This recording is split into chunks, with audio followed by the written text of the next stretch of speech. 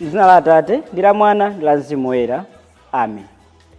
Ndikulandireni bale okondeka mwa Ambuye lero lachitatu pa 31 Julayi chaka cha 2024 pano pa Tiyankhule na Ambuye. Ndipo lero timachita chaka cha Ignasio wa ku Loyola Woyera. Mauthenga oyamba akuchokera m'buku la mneneri Yeremiya mutu 15 ndi 10 komanso 16 kulekeza 21. Amene akutiwerengera mawu oyamba ndi a Patrick Mpandula kuchokera ku St. Anthony of Padua Parish, Area 25 mu Archdiocese ya Lilongwe. Ndipo mawu amthenga wabwino ndi monga adalembera Mateyu Woyera mutu 13 ndi 44 kulekera 46. Amene akutiwerengera mawu amthenga wabwino komanso kutigawira mawu ndi Reverend Deacon Stephen Limbani Kasimu kuchokera mu Diocese ya Mangochi. Mawu oyamba a m'malemba oyera. Mawu a mneneri Yeremiya. Inu mayi wanga, tsoka kwa ine kuti mudandibala ine, munthu wokangana ndi wotsutsana ndi anthu pa dziko lonse. Sindidakongole kanthu kwa munthu kapena kukongoza munthu kanthu. Komabe anthu onse akunditukwana. Nditamva mawu anu ndidawalandira bwino. Mawuwo adandipatsa chimwemwe ndi chisangalalo. Paja inu chauta wamphamvu zonse, ndimadziwika ndi dzina lanu. Sindingakhale nawo gulu la anthu amadyera, sindingasangalale nawo anthu amenewo. Ndidakhala ndekha chifukwa choti dzanja lanu linali pa ine, ndipo mu mtima mwanga mudadzaza mkwiyo. Nanga chifukwa chiyani mavuto anga sakutha? Chilonda changa nchosatha, sichikupola. Monga nkuti mwandinyenga ngati chitsime chowuma kapena ngati mtsinje wopanda madzi? Chauta adayankha kuti, ukabwerera kwa ine ndidzakulandiranso ndipo udzanditumikiranso.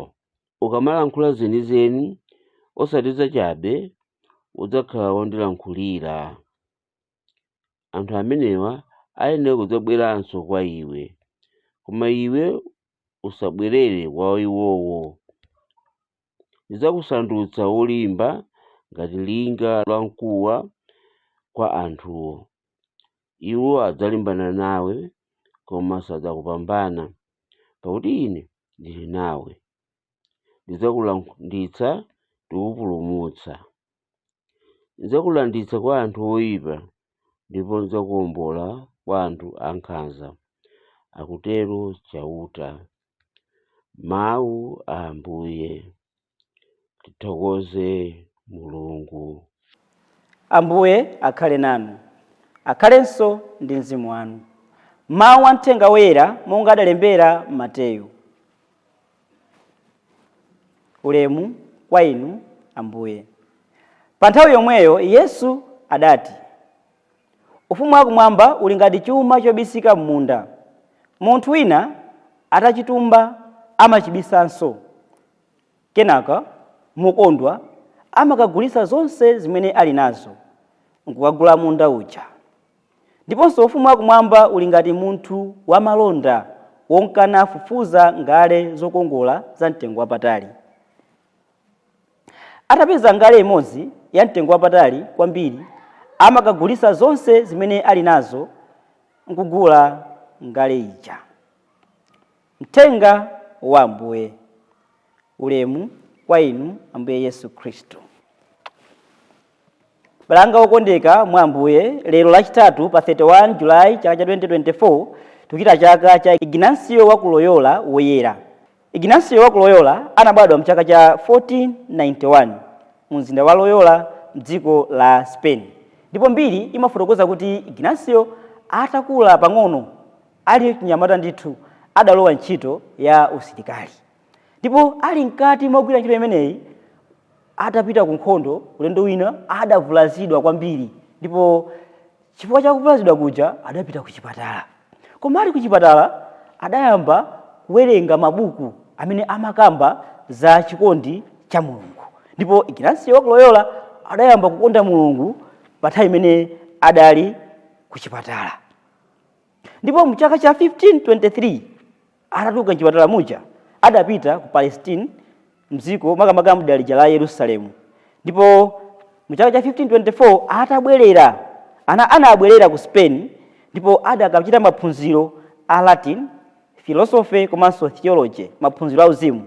Kenaka adabwerera ku Roma, ndipo ali kumeneko iyeyo pamodzi ndi azinzake adayambisa chipani cha ansembe a Jesuit.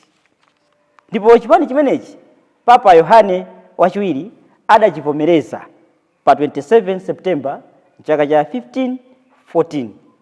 Moyo wa anthu oyera sitimangolongosola chabe ayi, koma timafuna kuti kudzera moyo wawo tiphunzirepo zinthu zingapo zimene zitithandize nafenso kupititsa patsogolo moyo wathu wa Chikhristu.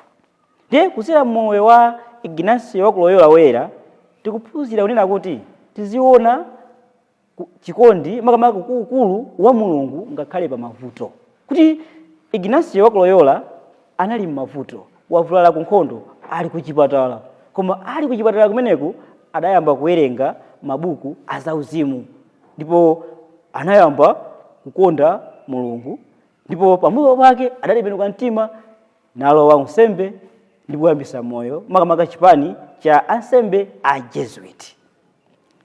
Tiyafunire zabwino onse amene mayina awo ndi Ignasio ku St. Peter's Major Seminary Bambo Ignasio Gazani amene akuphunzitsa kumeneko. Tiyafunire zabwino zonse kwa inu nonse amene nkhoso yanu ndi Ignasio. Mawu yamba tikuona kuti Yeremiya akupitirira kuwatumikira anthu aja. Ndiye mmene akutumikira anthu makamaka akukumana ndi zowawa zambiri.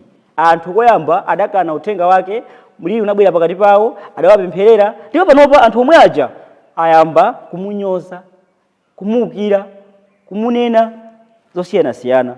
Ndiye tikuona kuti Yeremiya wakumana ndi mavuto, akulira, akudandaula, ndipo akumuwuza Mulungu kuti Ambuye chifukwa chiyani mwalola kuti ineyo ndinyozeke chonchi? Chifukwa chiyani mwalola? Masa mmene ine mandita ndakana nakuwuzani ndine mwana kuyankhula sinditha, ndine wachichepere, kwa ine ndikakamiza. Lero ndakumana ndi mavuto, inunso mukulola kuti ineyo ndizikumana ndi mavuto oterewa. Funso ndonena kuti kodi kudzera makamaka mawu amene woyamba ndi phunziro lanji limene tikulipeza kuti ngakhale ndife atumiki a Mulungu tisaone kuti pamene tikutumikira Mulungu tizadusa moyera mokhayi. Ambiri mwa ife tizanyozedwa amene ndi abale athu amene ali pakati pathu. Anthu omwe tikuwatumikira azatinyoza, koma ife tisabwerere mbuyo. Yeremiya akupita patsogolo kutumikira Mulungu, sakubwerera mbuyo ayi, kuti pamene ifeyo takhazika pachoona anthu ambiri sangatikonde ayi. Timaona 1992 kalata yagemana ndi maepiskopi atalemba zinthu zinavuta. Mabishopu atani kuwagwira ina kwa kufuna kuamanga anthu ena kugwidwa kutani, koma timaona kuti maepiskopi athu chokera pamene pachapo akhala kupitiriza kukhazikika pachoona. Amanyozedwa, anthu amankhula, amatukwanidwa, koma satopa kulemba mapastoleta amene amathandiza kuti zinthu mwina mwake zinthu ziyambe zichite kubwino dziko muno. Chabwino, muthenga wabwino tikuona kuti Ambuye Yesu akupereka mafanizo awiri. Fanizo loyamba la chuma chobisika m'munda. Fanizo lachiwiri makamaka ngale za mtengo wapatali. Chifukwa chiyani Ambuye Yesu akutipasa mafanizo amene wawa? Phunziro lalikulu limene akufuna kutiphunzitsa tsiku la lero ndionena kuti chikhristu chipulumutso si chinthu chophweka. Pa nthawi imeneyo kuti timvese bwino makamaka za mafanizo amene wawa mwachidule, pa nthawi imeneyoyo ku Palestine kunkachitika nkhondo ndipo anthu amathawa kupita mayiko akutali, ndiye akamathawa samakwanisa kunyamula zinthu zawo zonse, chuma china amachikumbira mthaka m'minda mwawo nkumapita, ndiye akapita pena samabwerakonso. So chuma chija kuti munthu achipeze amayenera kugwira ntchito molimbika kukumba kuti achipeze. Ndiye malamulo awo amanena kuti kaya ndi wantchito amene wakumba pa nthawi imeneyo ukachipeza chumacho ndi chako. Chimachitika nchiyani? Ndiye akabwera munthu amatha kudziwa kuti munda uwu mwina utha wapezeka chuma chambiri, amayenera kugula munda uja, akawugula ndiye ayambe kukumba kuti apeze chuma chicha. Kutiphunzitsa chiyani? Kuti pakati pathu ife akhristu pamene tikufunafuna chipulumutso, tikufuna kuti Mulungu atipulumutse, si nkhani yongokhala pansi nkumadikira kuti Mulungu atipulumutsa ayi. Tikuyenera kulimbikira pa chikhristu chathu.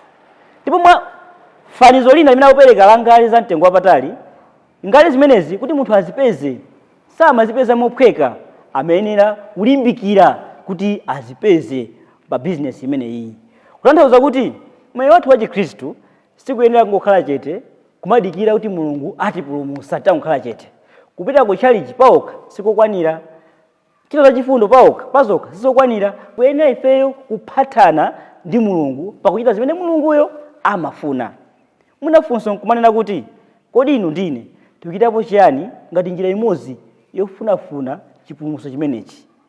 Tikuchitapo chiyani moyo wathu makamaka wauzimu wa masakramenti kuyesesa? Tikuchitapo chiyani makamaka kuphatana ndi Mulungu kuzera mu sakramenti la kulapa? Tikuchitapo chiyani makamaka moyo wathu kuti tipeze chuma cha mtengo wapatali chomwe chili mwa Mulungu? Ambiri mwa ife nkutheka tatanganidwa ndi zadziko lapansi kulephera kuti tifufuze chuma cha mtengo wapatali chimene chili mwa Mulungu. Tiyeni nthawi zonse pa chikhristu chathu tiyesese kulimbika kuti tipeze chuma cha mtengo wapatali chimene chili mwa Yesu Khristu. Amen.